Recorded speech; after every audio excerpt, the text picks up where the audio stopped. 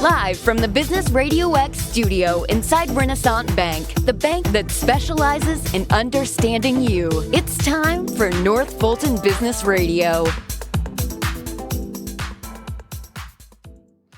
And hello again, everyone. Welcome to another edition of North Fulton Business Radio. I'm John Ray, and folks, we are broadcasting from inside Renaissance Bank in beautiful Alpharetta.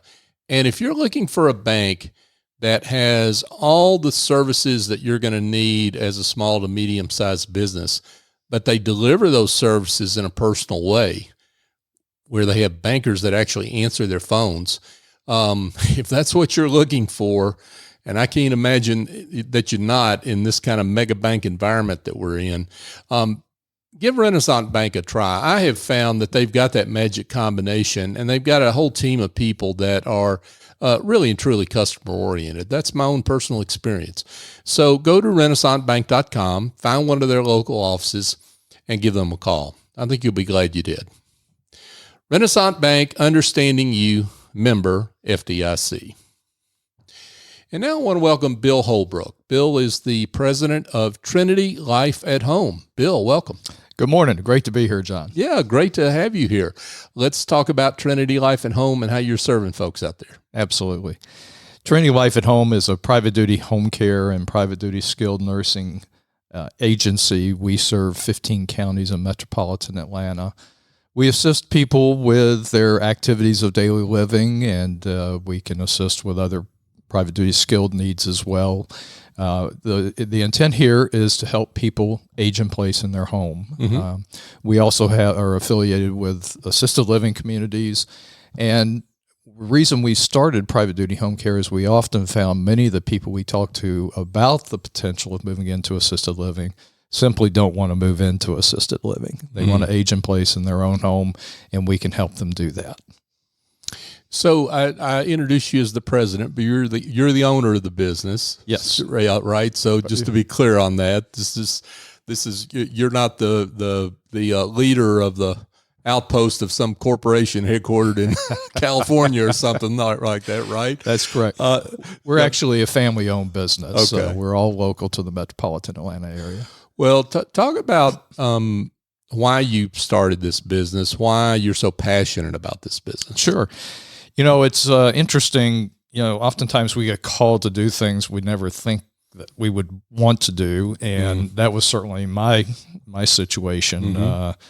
I had a calling. I felt like God wanted to lead me in this direction from previous personal experiences. And when I was in my very early 40s, I took a job transfer to Philadelphia. And 2 months after I moved there, my first wife became very ill. And oh, wow. Here we were, due to a community. We had no friends. We had no family there. We had no church community. And my wife had her first heart attack at a very early age. And through that process of 4 years, she had 2 more heart attacks, triple bypass surgery, and then unfortunately cancer. And she succumbed to that disease after 4 years. I'm sorry. Well, thank you. I appreciate that. Yeah. Certainly a very life learning experience, if you will. But it taught me a lot about healthcare and what that is all about outside of the hospital environment and the Medicare and private insurance environment. So here I was navigating, a life situation of providing care, navigating with home health and hospice, dealing with insurance companies, oncologists, cardiologists, you name it. And, obviously quite a stressful experience. I'm still trying to work full time. I had my son was 10 at the time. So, we were all going through this together as a family, and it was something that taught me a lot about healthcare. Fast forward a few years after my wife passed away, I remarried, and my wife and I have been married 20 years now. And 17 years ago, we were blessed to have a young girl, and she is profoundly disabled, special needs, non-ambulatory and nonverbal. So for this period of time, we've been providing care for my daughter as well. And it's taught me a lot again about not just the healthcare system in general, but also what it's truly like to give of yourself and care for someone else. Mm-hmm. And this is the type of customer base that we have. This is what all of the folks that we work with are going through the similar experiences of what do I do for mom and dad, or mom wants to stay in their home, dad wants to stay in the home. How are we going to accomplish that? And our goal is not just to provide the care, but help folks navigate through this incredibly challenging healthcare system that we have. Yeah. So the way I got into this business, and I gave you a long history, if you will, of what I've gone through, but my twin brother, Al, is in the assisted living business, and we have communities here in Atlanta. And 15 years ago, he asked me to move back to Atlanta, which we did, and he wanted me to help out with the communities, but his number one goal was for us to start a private duty home care business. So given the experience I had as a caregiver, this was kind of a natural entree, if you will, for me to start this organization and provide what I believe is so important, and that is an exceptional level of care to folks that we don't know, but we get to know very well over a period of time. Yeah. Wow. What a story. You have a profound appreciation for the resilience of caretakers, right? Yes. That caregivers that care for their loved ones, whether they're young or old, whatever their circumstances are. Just talk about that, and talk about the need for, I guess, care for the caregiver, because that's in a way you're in that business, right? Absolutely. Yeah. And it's thank you for bringing that up, because one of the challenges that we see in this industry is oftentimes a husband or wife, a spouse, if you will, is the primary caregiver for their loved one. And too many times we see that primary caregiver succumb to an illness or disease, and they end up in the hospital. So now we have families really scrambling, because not only is the person who needs the care still needs care, but now their support also needs the care as well. So, our goal is to help families realize to be proactive in this approach, and don't let it get to the point where you end up having to care for both of them at the same time. We see it all too often, and it's so important that that caregiver gets a break too. I'm the same way. My wife is the same way. We have to take a break from caregiving. Yeah. And for me, this is I look at it as a 24/7 business. That our business is 24/7. But when I close the office door, when I leave for work, I go right to caregiving again until my daughter goes to bed. So.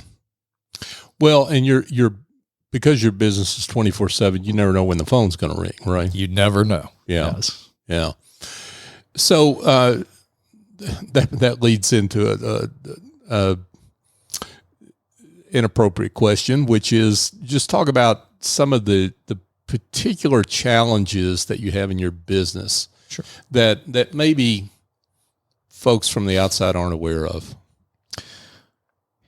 I think because of the economy we've been through over the last 4 years with COVID and inflation and so forth, the biggest challenge is definitely care staff. This could be certified nursing assistants, licensed practical nurses, and registered nurses. You mean just lack of the talent or adequate talent? Correct. Yeah. And what I mean by that is a lot of care staff suffered burnout during COVID, and coupled that with the fact that there were a number of agencies that are in the travel business of supporting clients throughout the country. So many people in this field were taking travel positions and traveling elsewhere and getting paid quite well to be a travel nurse or a travel caregiver. So we had a couple of different factors that were really challenging during this period of time.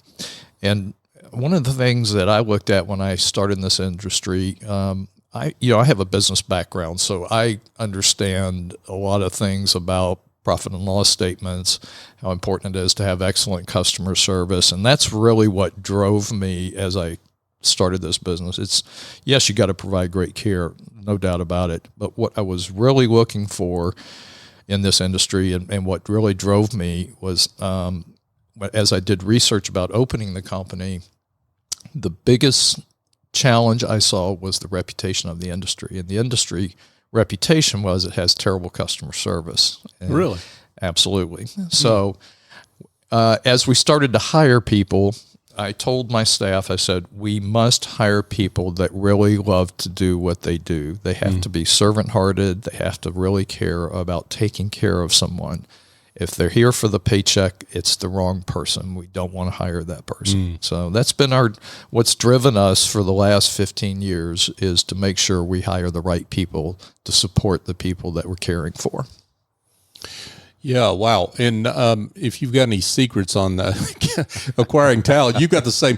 I mean, everybody's acuity of this problem may be different, but everybody's got this problem, right? Getting Correct. talent. But it makes sense that it's particularly true in your industry because of the particular needs of caregivers in the pandemic and that what was involved there. And now coming out of that, right? That is correct. They've got choices. They do. Yeah. And, it's interesting. We've all done research and read about what drives a person to work for a company. And as an employee, you always think money is what's going to drive you, right? But the reality is money is important. However, the people that you hire, what keeps them with you is the way you treat them as a person. You want to make sure you're treating them the way you want to be treated. Yeah. If you don't, they're going to go to another company. And may not even be in your industry, but they're not going. They want to know they're respected. They want to know that they're appreciated, and we really focus on that as well. Yeah, even though they're servant-hearted, even at their best, right? They're not going to put up with getting mistreated. That is correct. Right. Yeah.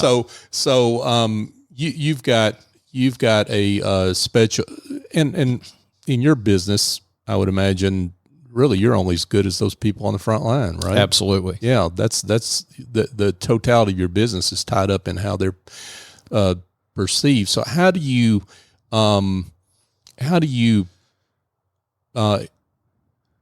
give your employees the intangibles that go beyond pay, that keep that servant heart kindled and keep them engaged in their work? Well, it's a great question. One of the things we do when we have orientation for our new employees, I actually have a video that I show our employees that talks about our mission and what we want to accomplish as a company.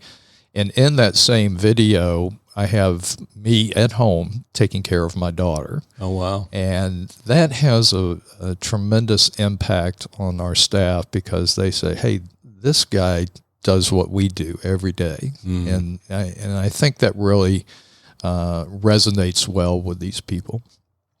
I also do my best to try and meet every employee that we have. We have a staff of about 150 employees right now. Even if it's just picking up the phone and saying, hey, just appreciate what you did for us with this particular client, or thank you for what you do. It goes a long way in building that reputation, if you will, with the employees to say, I really like to work for this company. Yeah. Wow. Folks, we're chatting with Bill Holbrook. Bill is the owner-president of Trinity Life at Home. So let's talk about the specifics of home care and how it works. So I've got grandma, I've got mom, dad, an adult child that I need some help with. How does the process work? How does it start? Generally, the way it would begin is the person that needs help with their loved one will reach out to our office and speak with potentially myself or one of our care managers about what the particular situation is, and we'll do an intake, if you will, to talk about what the expectations are as far as levels of care are concerned. Once we've taken in that intake, we put it into a scheduling system, if you will. It's a system that we have that provides our scheduling and payroll and billing for our clients. And once we get that in the system, then we'll reach out to one of our nurses who will go out and assess the person we're going to care for, and also in conjunction with the family develop a care plan that we'll follow when we go in to provide care for that particular person. As part of that care plan, we'll also determine how many days a week the care is needed, how many hours a day, and then we'll schedule that system accordingly. The goal is to try to minimize the number of people that we have in the person's home. We really want to make sure we're working on building a good relationship with not only the person we're caring for, but also the family as well. It's very important because, as a caregiver, and I have to step back sometimes as well, you will get a good caregiver, but they're not going to do it the way you want it to be done every time. And so you have to recognize that too. This is the person that's caring for your loved one is learning as well. And ultimately, what you have to look at is the caregiver and the person they're care for. Are they building a positive relationship with each other? That's the key. Yeah, that's more important than the details of how something gets done, right? Correct. Yes. Because you can get past details and mistakes here and there if there's a relationship, right? Absolutely. Yeah. Absolutely. Yeah. So the how do you select the caregiver that you send to a someone's home with that particular situation? It's a great question. Sometimes we don't have time to select the person. There are times we might get a call at 5 o'clock on a Friday afternoon that a client is discharging from the hospital, and they need somebody at the house at 7 p.m. Oh boy. Yeah. Okay. So this is a very reactive business sometimes. Right. But ultimately, as we work with that client, we want to get the right fit in there. And if we feel like, and the family feels like that's not an initial good fit, we'll work to find the right caregiver until we get that right ingredients or right chemistry, if you will. Yeah, that makes sense. So you've got specialized areas of care. Yes. That go beyond just some of the basics that I think a lot of people are familiar with. Talk about those specialized areas. Sure. Certainly one of those areas is the incredible growth we're seeing, unfortunately, in dementia and Alzheimer's and even Parkinson's. You need to have folks that understand the mechanics of those diseases. And I'll give you a good example. When you're a child and your mom or dad came in and said, "I need you to get a shower," you begrudgingly got your shower, but you got the shower. If you try to do that with somebody who's 85 years old and they have dementia, and you say, "You need to get a shower," they're going to probably fight against you. So you have to find a way to redirect people with those particular diseases and help them understand that, we need to get that shower. It could be you come in and say, "John, listen, it's 2 o'clock. At 8 o'clock tonight after dinner, we're going to get a shower. Does that work for you?" And you're looking for that buy-in. If they say, "Yes, I want to get a shower at 8 o'clock, great. You know that's most likely going to happen. Right. But if they say, "No, I'm not getting a shower till tomorrow at 10 a.m., then that's what you do. You get the shower at 10 a.m. the next day. So it's not about fighting with the person that you're caring for. It's about redirecting them and helping them understand, okay, when are we going to get your shower? Right. Sometimes helping them think it's their idea, right? Absolutely. Works with our kids, right? Absolutely. The other part that we did too, when I got into the home care business, I quickly realized we had a big disconnect as it relates to nursing care. Most companies in this industry don't have a nursing license. It is available, but most of them don't do it. Mm-hmm. I'm sure a lot of this is just my experience because I'm an untrained, unskilled caregiver, but I've done skilled care for my loved ones, and because I had to. That's the model that's been created by our healthcare system. Right.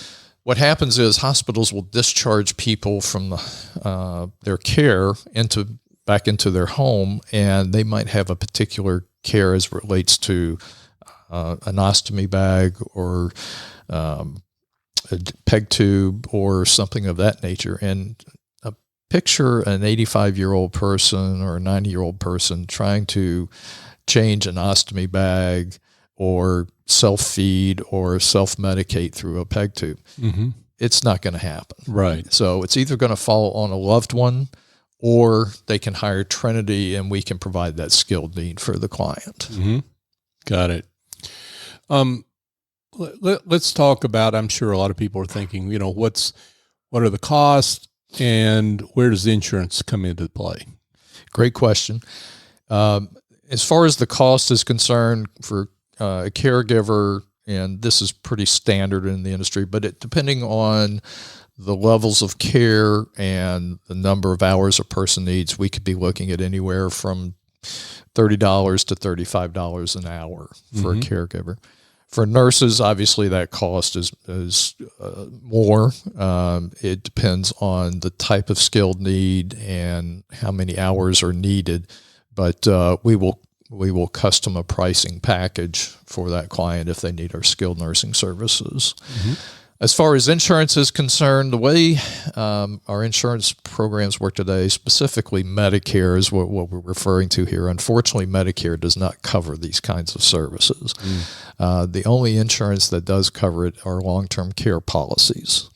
We do have a number of clients that have that policy, and if there are people saying, boy, I wish I had one, and somebody in their 50s, I would recommend you start looking at that because the policies that were written for 20 to 30 years ago were much richer then than they are today. Right. So, right.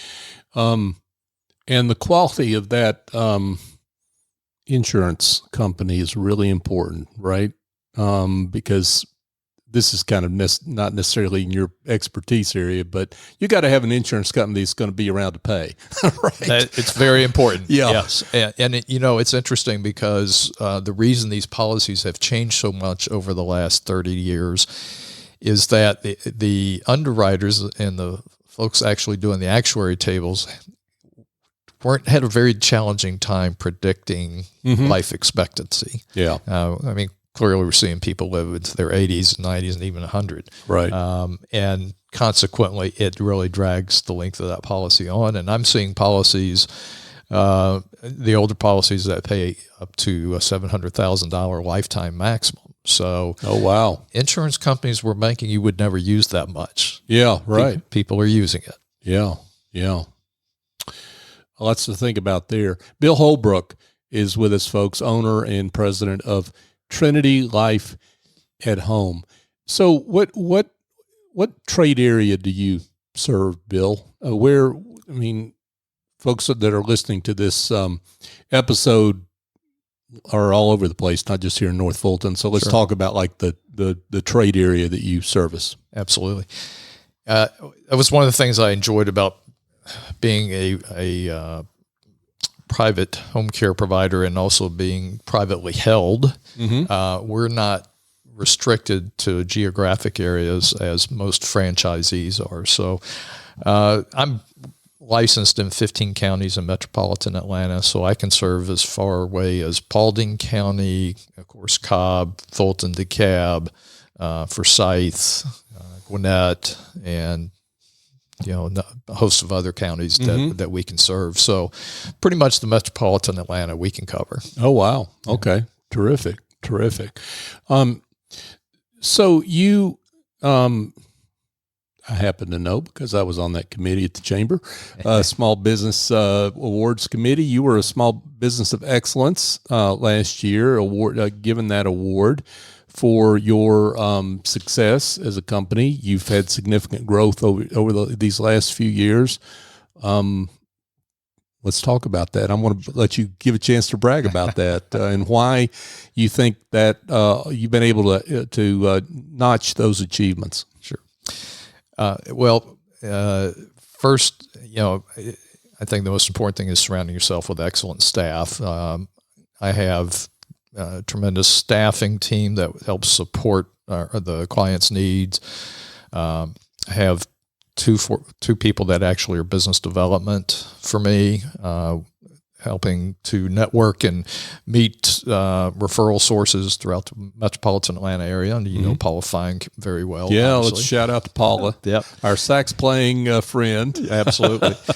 And again, just hiring the right people, especially the care staff. That the greatest referral we get is word of mouth. We can be out there and knocking on doors all day long asking for business, but you have to put your money where your mouth is. And the other thing I tell my clients too is we're going to have a hiccup. This is a person working with a person. There's going to be something that happens. Absolutely. But they know they can call us, and we're going to understand and listen to what that concern is and do everything we can to rectify that concern. So those are the things as a business that I think help us grow.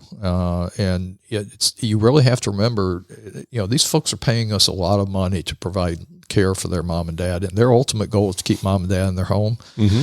They're going to make sure they get the right people in there to help them do that. And that's what our goal is. Yeah, that's wow. What terrific work. Let's, as we kind of head toward the exits here, Bill, I would love it if, first of all, let's just talk about a success story. We're not going to mention names, of course, but a success story that helps illustrate the great work you do and the outcomes you help deliver. Well, I have one short story and then one a little bit longer story, but the greatest compliment I've ever had is when someone passes and their loved ones come to us and they say, "Thank you so much. You had the best people that cared for mom or dad," and it really helped them make that transition easier. We never like to lose a loved one, but if we can help provide that comfort and that care, it goes a long way in family being at peace. Yeah. It helps in the grieving process. I mean, let's just say that, right? Absolutely. That's a big deal. Absolutely. Yeah. Go ahead. I'm sorry. No. Another case we've had, I've had a client now for roughly 8 years. And this gentleman, we originally started caring for him because he had the early onset dementia, short-term memory issues. And for 6 or 7 years, we provided care for him in his home. And his wife was greatly appreciative of the folks that we did bring into the home. But they finally got to the point where it was time for him to make that transition into assisted living. She's aging as well, and she had a fall, and it was she needed to have greater support on a 24-hour basis. So this particular gentleman transitioned into one of our assisted living communities, into the memory care environment, and he's thriving. He's doing quite well. He's been there a little over a year and has made great friends and really enjoying his environment. I hadn't really thought about that as a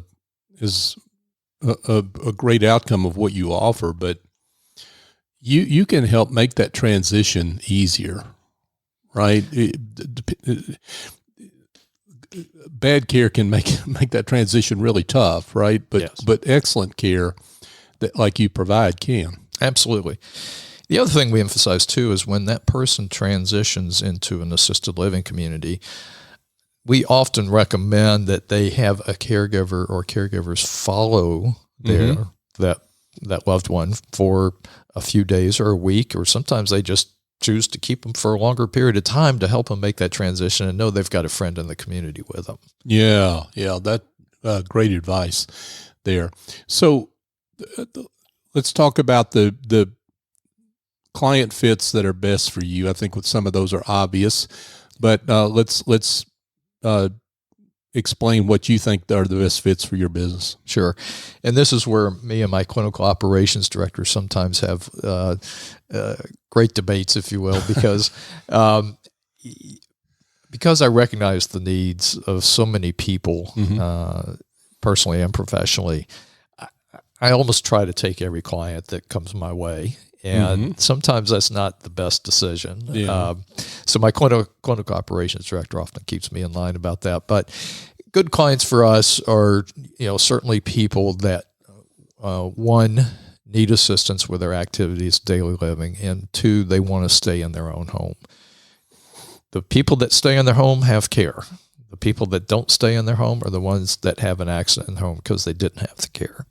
So it's important that families recognize that early on, because once they get to the hospital and if they have to go to rehab, you're talking about a longer transition.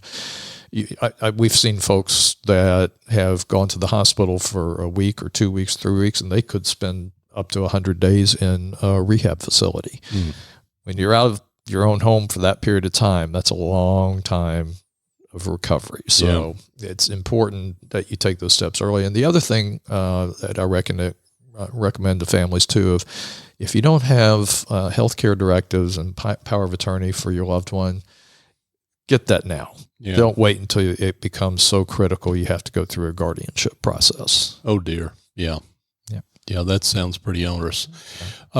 Great words and great advice here from Bill Holbrook. Bill is the president, owner of Trinity Life at Home here in Alpharetta, serving all Metro Atlanta. Let's make sure we get that out there.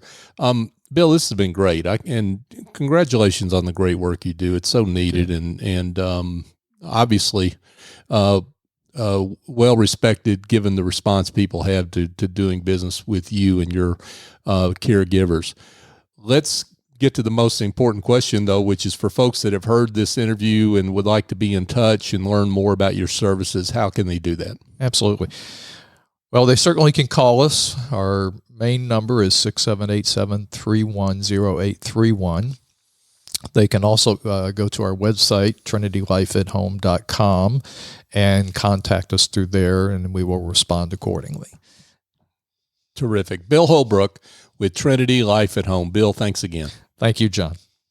Hey, folks, just a quick reminder, if your back office needs some caregiving, pardon the pun, but hey, there's a lot of small business back offices that need help with administrative tasks, or maybe your bookkeeping consists of a shoebox with receipts falling out of it. And you need to do better than that.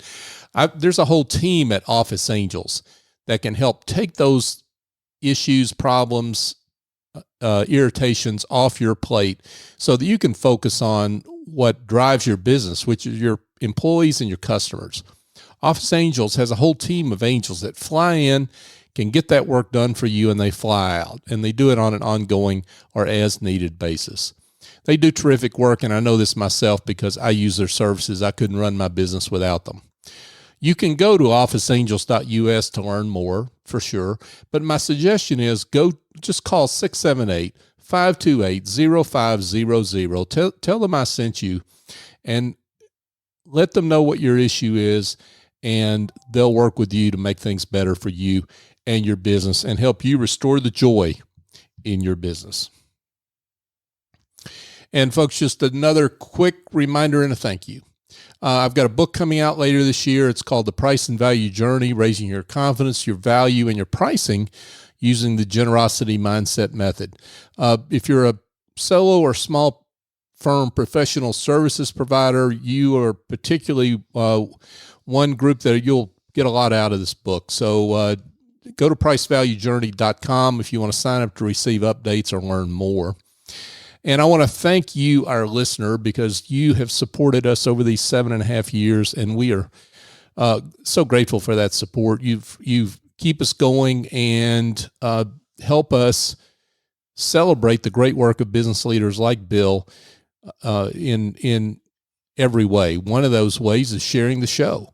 You share the show, you support us on social media, forward shows to people that you think could use the services of people that are on the show. And we would ask you to continue that work as we lean in to continue to be the voice of business in the North Fulton region. So for my guest, Bill Holbrook, I'm John Ray. Join us next time here on North Fulton Business Radio.